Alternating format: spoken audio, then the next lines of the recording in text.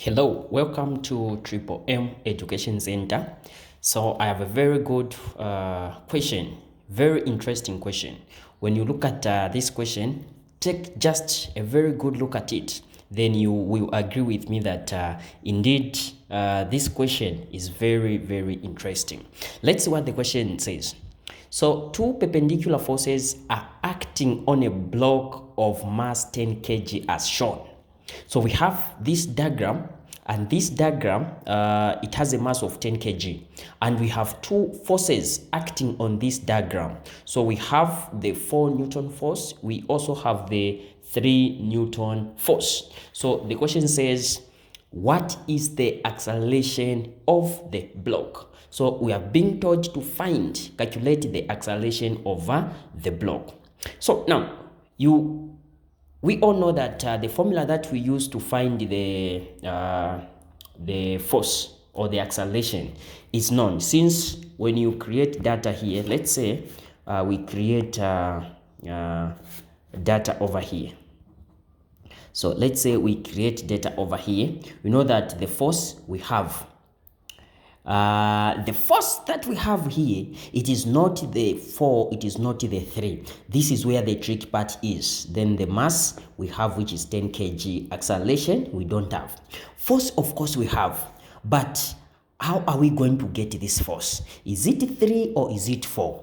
So for us to get this force, for us to know the force that we are going to use, you realize that when you have this force, we also have this force. You need to find the force that is acting, the total sum of this force, which we call the resultant force. Okay, so there is also another force here. Okay, so we need to find the total force here. Okay, so this is the force that we are going to use. Why do I say so?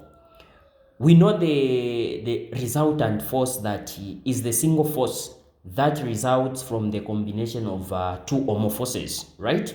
And those two or more forces, they act on the object or an object. So in short, we can say it is the net force that produces the same effect as the individual forces acting together. Okay, and that is the truth. So having that information in our mind, then let's find this. You realize again at some point that the resultant force is often calculated using a vector addition. So when we talk about the vector addition, we are simply talking about the magnitude and the direction of each force. Okay, very interesting, the magnitude and the direction of each force, and that's why I have labeled it like this, to indicate that we need to find this force. So how are we going to find this force? So we are going to say, we are going to use the Pythagoras theorem, is equal to b squared plus c squared. So we want to find this force over here.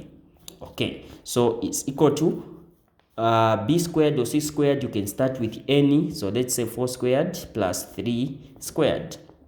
So our a squared is equal to 16 squared, 4 squared rather, that is 16, plus 3 squared, that is 9.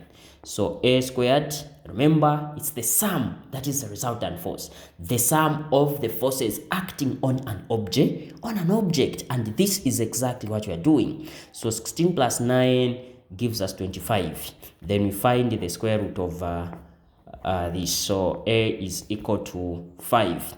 What are we finding? The force. So we have 5 Newton.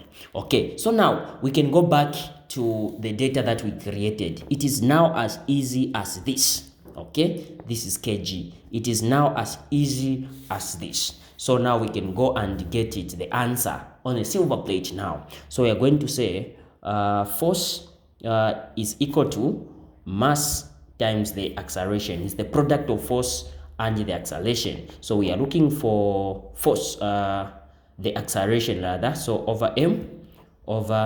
So m and m goes, you remain with the acceleration is equal to force over the mass. Do we have the force? Of course we have. So the force is 5 Newton over the mass that we have, we just found, which is the mass. It is already given. What we just found, it is already given, which is 10 kg. So acceleration is equal to, when you divide 10 into 5, that gives 10 into 5 is 10 into 55 meters per second squared as our final answer.